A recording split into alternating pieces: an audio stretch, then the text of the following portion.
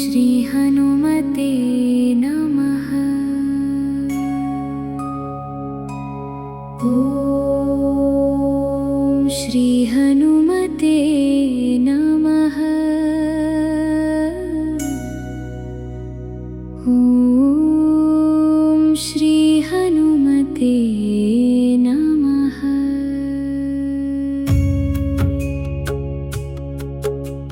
जय हनुमन् महावीर रामदूत नमोस्तुते।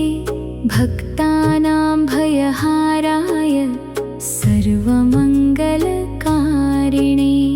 रामदूतं महाशूरं भक्तवत्सलमव्ययं नमामि पवनसूनुं तं सर्वाभीष्टप्रदायकम्। दीनबन्धुं कृपामूर्तिं सीतारामपदाश्रयं भक्तानां हृदये नित्यं वसन्तं मारुतात्मजं। सङ्कटेभ्यो विमुञ्चन्तं रोगशोकविनाशनं स्मृतिमात्रेण यं देवं वन्देऽहं कपिनायकम्। वज्रदेहं महातेजं लङ्कादाहकरं प्रभुम् अक्षहन्तारमत्युग्रं प्रणमामि पुनः पुनः। रामकार्यरतं नित्यं धर्मसंरक्षणे स्थितं लोकानां हितकर्तारं नमाम्यञ्जनीनन्दनं। बुद्धिं बलं यशोधैर्यं निर्भयत्वं च देहि मे। भक्तिं च रघुनाथस्य त्वत्प्रसादान् महाबल। जय हनुमन् दया सिन्धो जय रामप्रिय प्रभो।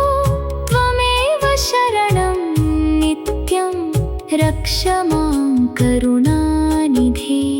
अञ्जनीगर्भसम्भूत वायुपुत्र नमोऽस्तुते। ज्ञानभक्तिबलोपेत रक्ष मां सङ्कटात् विभो। रामनामरतं नित्यं सीताशोकविनाशनं दीनबन्धुं कृपासिन्धुं वन्दे त्वां कपिनायकं। महाबलं महोत्साहं सर्वविघ्नविनाशकं भक्ताभीष्टप्रदातारं नमामि मारुतात्मजं। सर्वरोगभयध्वंसिं सर्वशत्रुविनाशन मम कार्यं सफलं कुरु। प्रसन्नो भव सर्वदा। रामदासं दयासिन्धुं भक्तवत्सलमव्ययं शरणागतपालं त्वां नमामि पवनात्मजम्। अस्य श्री हनुमत्कवच स्तोत्रमन्त्रस्य वसिष्ठ ऋषि अनुष्टुप् छन्दः। श्री हनुमान् देवता मारुतात्मज इति बीजम्। अञ्जनीसुत इति शक्तिः वायुपुत्र इति कीलकम्। श्री हनुमत्प्रीत्यर्थे जपे विनियोगः। ध्यायेत् बालदिवाकरद्युतिनिभं देवारिदर्पापहम्। देवेन्द्रप्रमुखैः प्रशस्तयशसं देदीप्यमानं रुचा। मोहान्धस्य जनस्य बोधनकरं वातात्मजं भक्तिदं। सीतावल्लभदूतमाञ्जनेयगं रामप्रियं सुन्दरं। शृणुवत्स प्रवक्ष्यामि हनुमत्कवचं शुभं। सर्वापद्भ्यो विमुच्येत कवचस्य प्रभावतः। ॐ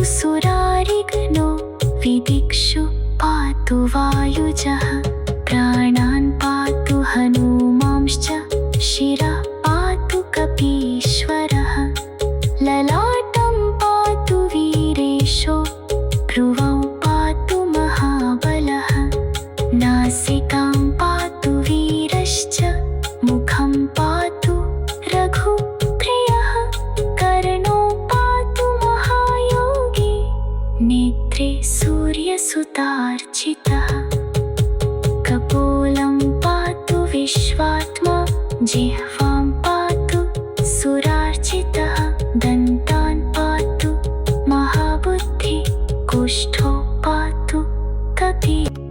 जय हनुमन् महावीर रामदूत नमोऽस्तुते भक्तानां भयहाराय सर्वमङ्गलकारिणे रामदूतं महाशूरं भक्तवत्सलमव्ययं नमामि पवनसूनुं तं सर्वाभीष्टप्रदायकं दीनबन्धुं कृपामूर्तिं सीतारामपदाश्रयं भक्तानां हृदये नित्यं वसन्तं मारुतात्मजं सङ्कटेभ्यो विमुञ्चन्तं रोगशोकविनाशनं स्मृतिमात्रेण यं देवं वन्देऽहं कपिनायकं वज्रदेहं महातेजं लङ्कादाहकरं प्रभुम् अक्षहन्तारमत्युग्रं प्रणमामि पुनः पुनः रामकार्यरतं नित्यं धर्मसंरक्षणे स्थितं लोकानां हितकर्तारं नमाम्यञ्जनीनन्दनं बुद्धिं बलं यशोधैर्यं निर्भयत्वं च देहि मे भक्तिं च रघुनाथस्य त्वत्प्रसादान् महाबल। जय हनुमन् दया सिन्धो जय रामप्रिय प्रभो त्वमेव शरणं नित्यं रक्ष मां करुणानिधे अञ्जनीगर्भसम्भूत वायुपुत्र नमोऽस्तु ते ज्ञानभक्तिबलोपेत रक्ष मां सङ्कटात् विभो रामनामरतं नित्यं सीताशोकविनाशनं दीनबन्धुं कृपासिन्धुं वन्दे त्वां कपिनायकं महाबलं महोत्साहं सर्वविघ्नविनाशकं भक्ताभीष्टप्रदातारं नमामि मारुतात्मजं सर्वरोगभयध्वंसिं सर्वशत्रुविनाशन मम कार्यं सफलं कुरु प्रसन्नो भव सर्वदा रामदासं दयासिन्धुं भक्तवत्सलमव्ययं शरणागतपालं त्वां नमामि पवनात्मजम् अस्य श्री हनुमत्कवच स्तोत्रमन्त्रस्य वसिष्ठ ऋषि अनुष्टुप् छन्दः श्री हनुमान् देवता मारुतात्मज इति बीजम् अञ्जनीसुत इति शक्तिः वायुपुत्र इति कीलकम् श्री हनुमत्प्रीत्यर्थे जपे विनियोगः ध्यायेत् बालदिवाकरद्युतिनिभं देवारिदर्पापहम् देवेन्द्रप्रमुखैः प्रशस्तयशसं देदीप्यमानं रुचा मोहान्धस्य जनस्य बोधनकरं वातात्मजं भक्तिदं सीतावल्लभ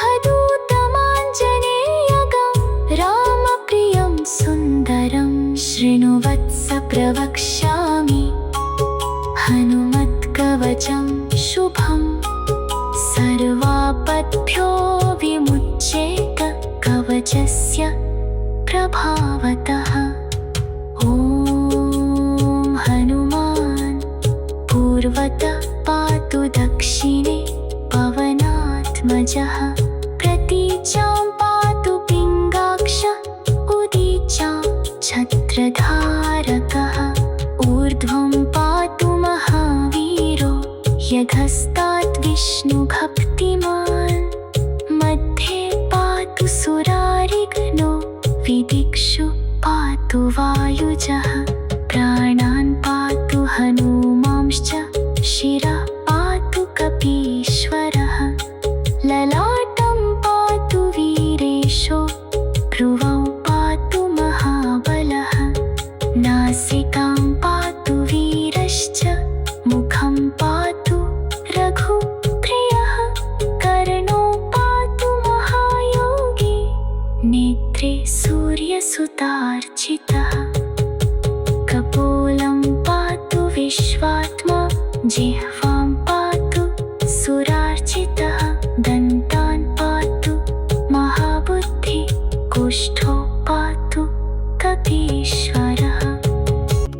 जय हनुमन् महावीर रामदूत नमोऽस्तुते। भक्तानां भयहाराय सर्वमङ्गलकारिणे। रामदूतं महाशूरं भक्तवत्सलमव्ययं। नमामि पवनसूनुं तं सर्वाभीष्टप्रदायकं। दीनबन्धुं कृपामूर्तिं सीतारामपदाश्रयं। भक्तानां हृदये नित्यं वसन्तं मारुतात्मजं। सङ्कटेभ्यो विमुञ्चन्तं रोगशोकविनाशनं। स्मृतिमात्रेण यं देवं वन्देऽहं कपिनायकं। वज्रदेहं महातेजं लङ्कादाहकरं प्रभुम्। अक्षहन्तारमत्युग्रं प्रणमामि पुनः पुनः। रामकार्यरतं नित्यं धर्मसंरक्षणे स्थितं। लोकानां हितकर्तारं नमाम्यञ्जनीनन्दनं। बुद्धिं बलं यशोधैर्यं निर्भयत्वं च देहि मे। भक्तिं च रघुनाथस्य त्वत्प्रसादान् महाबल। जय हनुमन् दया सिन्धो जय रामप्रिय प्रभो। त्वमेव शरणं नित्यं रक्ष मां करुणानिधे। अञ्जनीगर्भसम्भूत वायुपुत्र नमोऽस्तु ते। ज्ञानभक्तिबलोपेत रक्ष मां सङ्कटात् विभो। रामनामरतं नित्यं सीताशोकविनाशनं। दीनबन्धुं कृपासिन्धुं वन्दे त्वां कपिनायकं। महाबलं महोत्साहं सर्वविघ्नविनाशकं। भक्ताभीष्टप्रदातारं नमामि मारुतात्मजं। सर्वरोगभयध्वंसिं सर्वशत्रुविनाशन। मम कार्यं सफलं कुरु प्रसन्नो भव सर्वदा।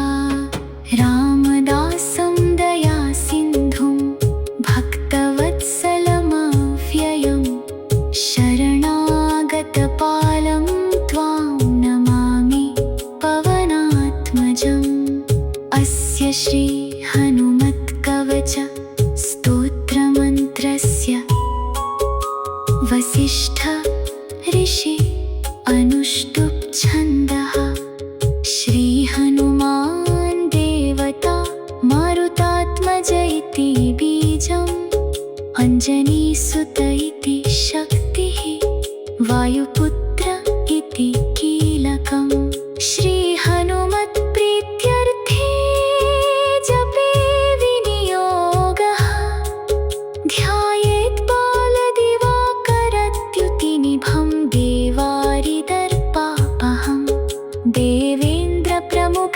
प्रशस्तयशसं देदीप्यमानं रुचा मोहान्धस्य जनस्य बोधनकरं वातात्मजं भक्तिदं सीतावल्लभदूतमाञ्जनेयगं रामप्रियं सुन्दरं शृणु वत्स प्रवक्ष्यामि हनुमत्कवचं शुभं सर्वापद्भ्यो विमुच्येत कवचस्य प्रभावतः।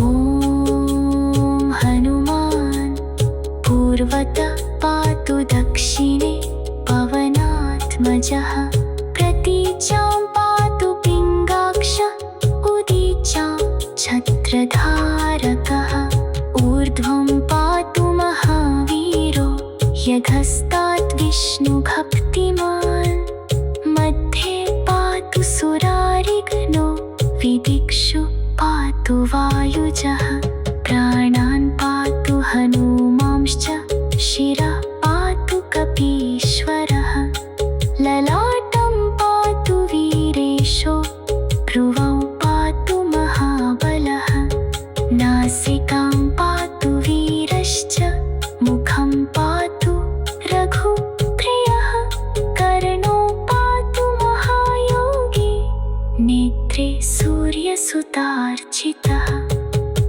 कपोलं पातु विश्वात्मा जिह्वां पातु सुरार्चितः दन्तान् पातु महाबुद्धि कुष्ठो पातु कपीश्वरः। जय हनुमन् महावीर रामदूत नमोऽस्तुते भक्तानां भयहाराय सर्वमङ्गलकारिणे रामदूतं महाशूरं भक्तवत्सलमव्ययं नमामि पवनसूनुं तं सर्वाभीष्टप्रदायकं दीनबन्धुं कृपामूर्तिं सीतारामपदाश्रयं भक्तानां हृदये नित्यं वसन्तं मारुतात्मजं सङ्कटेभ्यो विमुञ्चन्तं रोगशोकविनाशनं स्मृतिमात्रेण यं देवं वन्देऽहं कपिनायकं वज्रदेहं महातेजं लङ्कादाहकरं प्रभुम् अक्षहन्तारमत्युग्रं प्रणमामि पुनः पुनः रामकार्यरतं नित्यं धर्मसंरक्षणे स्थितं लोकानां हितकर्तारं नमाम्यञ्जनीनन्दनं बुद्धिं बलं यशोधैर्यं निर्भयत्वं च देहि मे भक्तिं च रघुनाथस्य त्वत्प्रसादान् महाबल। जय हनुमन् दया सिन्धो जय रामप्रिय प्रभो त्वमेव शरणं नित्यं रक्ष मां करुणानिधे अञ्जनीगर्भसम्भूत वायुपुत्र नमोऽस्तु ते ज्ञानभक्तिबलोपेत रक्ष मां सङ्कटात् विभो रामनामरतं नित्यं सीताशोकविनाशनं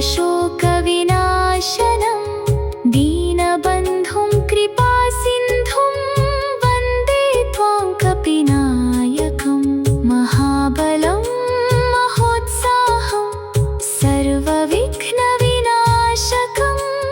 भक्ताभीष्टप्रदातारं नमामि मारुतात्मजं सर्वरोगभयध्वंसिं सर्वशत्रुविनाशन मम कार्यं सफलं कुरु प्रसन्नो भव सर्वदा रामदासं दयासिन्धुं भक्तवत्सलमव्ययं शरणागतपालं त्वां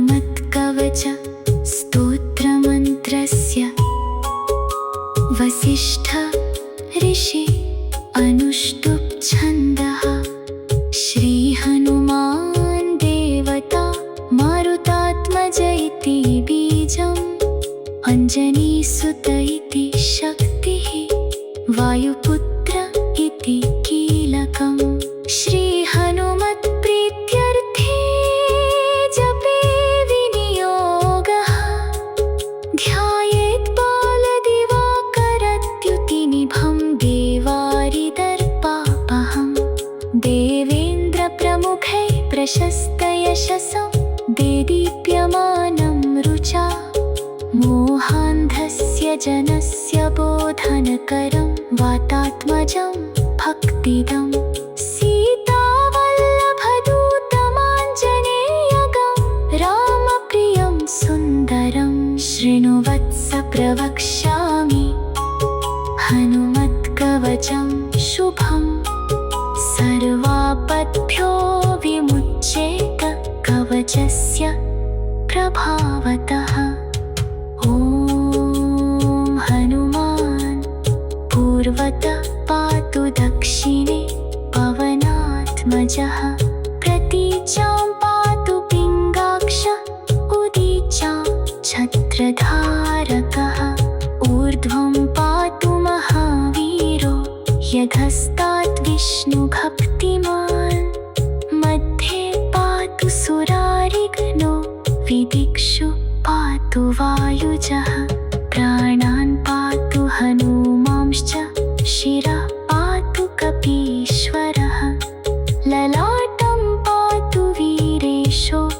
भ्रुवौ पातु महाबलः नासिकां पातु वीरश्च मुखं पातु रघुप्रियः कर्णो पातु महायोगी नेत्रे सूर्यसुतार्चितः कपोलं पातु विश्वात्मा जिह्वां पातु सुरार्चितः दन्तान् पातु महाबुद्धि कुष्ठो पातु कपीश्वरः जय हनुमन् महावीर रामदूत नमोऽस्तुते भक्तानां भयहाराय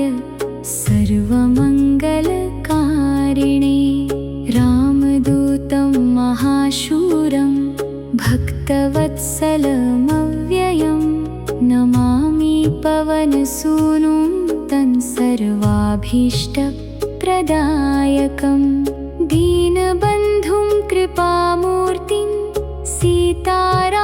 सीतारामपदाश्रयं भक्तानां हृदये नित्यं वसन्तं मारुतात्मजं सङ्कटेभ्यो विमुञ्चन्तं रोगशोकविनाशनं स्मृतिमात्रेण यं देवं वन्देऽहं कपिनायकं वज्रदेहं महातेजं लङ्कादाहकरं प्रभुम् अक्षहन्तारमत्युग्रं प्रणमामि पुनः पुनः रामकार्यरतं नित्यं धर्मसंरक्षणे स्थितं लोकानां हितकर्तारं नमाम्यञ्जनीनन्दनं बुद्धिं बलं यशोधैर्यं निर्भयत्वं च देहि मे भक्तिं च रघुनाथस्य त्वत्प्रसादान् महाबल जय हनुमन् दया सिन्धो जय रामप्रिय प्रभो त्वमेव शरणं नित्यं रक्ष मां करुणानिधे अञ्जनीगर्भसम्भूत वायुपुत्र नमोऽस्तु ते ज्ञानभक्तिबलोपेत रक्ष मां सङ्कटात् विभो रामनामरतं नित्यं सीताशोकविनाशनं दीनबन्धुं कृपासिन्धुं वन्दे त्वां कपिनायकं महाबलं महोत्साहं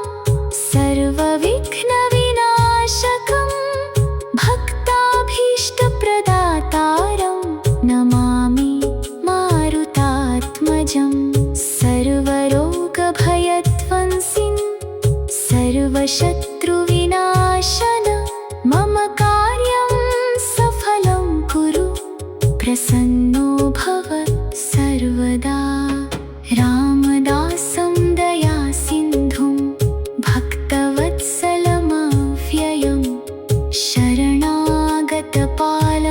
त्वां नमामि पवनात्मजम् अस्य श्री हनुमत्कवच स्तोत्रमन्त्रस्य वसिष्ठ ऋषि अनुष्टुप् छन्दः श्री हनुमान् देवता मारुतात्मज इति बीजम् अञ्जनीसुत इति शक्तिः वायुपुत्र इति कीलकम् श्री हनुमत्प्रीत्यर्थे जपे विनियोगः ध्यायेत् बालदिवाकरद्युतिनिभं देवारिदर्पापहम् देवेन्द्रप्रमुखैः प्रशस्तयशसं देदीप्यमानं रुचा मोहान्धस्य जनस्य बोधनकरं वातात्मजं भक्तिदं सीतावल्लभदूतमाञ्जनेयगं रामप्रियं सुन्दरं शृणुवत्स प्रवक्ष्यामि हनुमत्कवचं शुभं सर्वापद्भ्यो विमुच्येत कवचस्य प्रभावतः ॐ हनुमान् पूर्वतः पातु दक्षिणे पवनात्मजः प्रतीचां पातु पिङ्गाक्ष उदीचां छत्रधारकः ऊर्ध्वं पातु महावीरो यधस्तात् विष्णुभक्तिमान् मध्ये पातु सुरारिघ्नो विदिक्षु पातु वायुजः प्राणान् पातु हनूमांश्च शिरः पातु कपीश्वरः ललाटं पातु वीरेशो भ्रुवौ पातु महाबलः नासिकां पातु वीरश्च मुखं पातु रघुप्रियः कर्णो पातु महायोगी नेत्रे सूर्यसुतार्चितः कपोलं पातु विश्वात्मा जिह्वां पातु सुरार्चितः दन्तान् पातु महाबुद्धिः कुष्ठो